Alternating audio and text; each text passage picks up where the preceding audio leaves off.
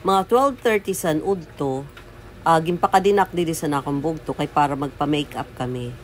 Pag abot ko didi sa Balay, nakadinaan makeup artist. Ako ngayon ang naurhi. Pero maupay na lang nga duhala kami nga may make-upan kay kung nagtulo pa kami bangin di rin nakaya.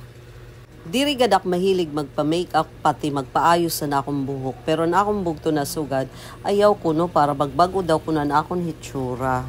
Sa bagay, talag sa langani akong mated sa mga sugad sini ng mga party-party naman di rin nalak magpaganda. May nakitak di sa ira na nuts, di rin gadak nging gugutom na sa sabid laak sanglit nagkuha ak para kumaon. Iton gintry ko siya pagkaon nga di rin natatouch ang lips sa lipstick para di rin mapara. Tumawag dida sa akon si Greg, nasiring siya adto na kuno siya sa LTO. So gumawas nak, naghulat nak sa iya, kay iya iduduhol ang akon gown. Kay di dinalak sa ira magliliwan para niyan duro diretso na ak sa simbahan. Di rin ak maulit sa amon balay. Harayo pala nababatian ko na kan Greg busina san sarakyan. Sanglit gumawas na ak mauiton siya apurado ura-ura di rin naruyag maghulat. Wala ka. Ngalain? Ha? Karandadas ba nito? Nagliwan na akdayon pag abot sa akon gown. Tapos si Lian, gidre-retouch na siya dida sa iya makeup. Pagkatapos siton, ako naluwat ang igre-retouch niya. Impautro ko la sa iyan, akon buhok kay dirak sa naisan, nakalugay labangan di kay napapasuan ako ra-ura.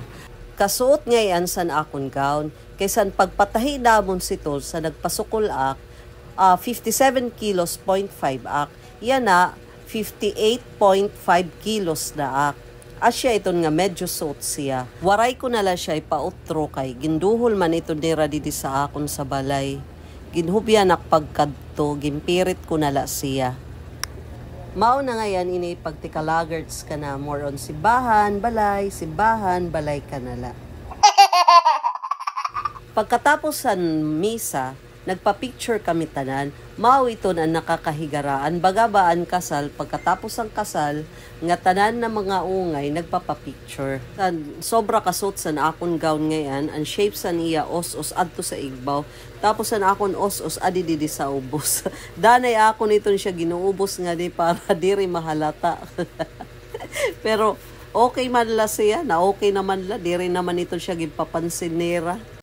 Diri pa kami di na natutuhay magpa-picture kay waray kami photographer. Kay kami nga tanan karuyag namon umungay sa picture. Magtitikang na ang procession, 6:30 sa gabi. So kami nga tanan adto na kami sa gawas.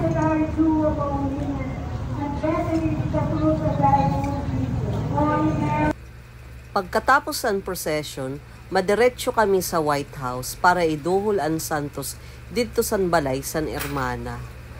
Pagkatapos sa amon procession, dumiretso kami didi sa convention center.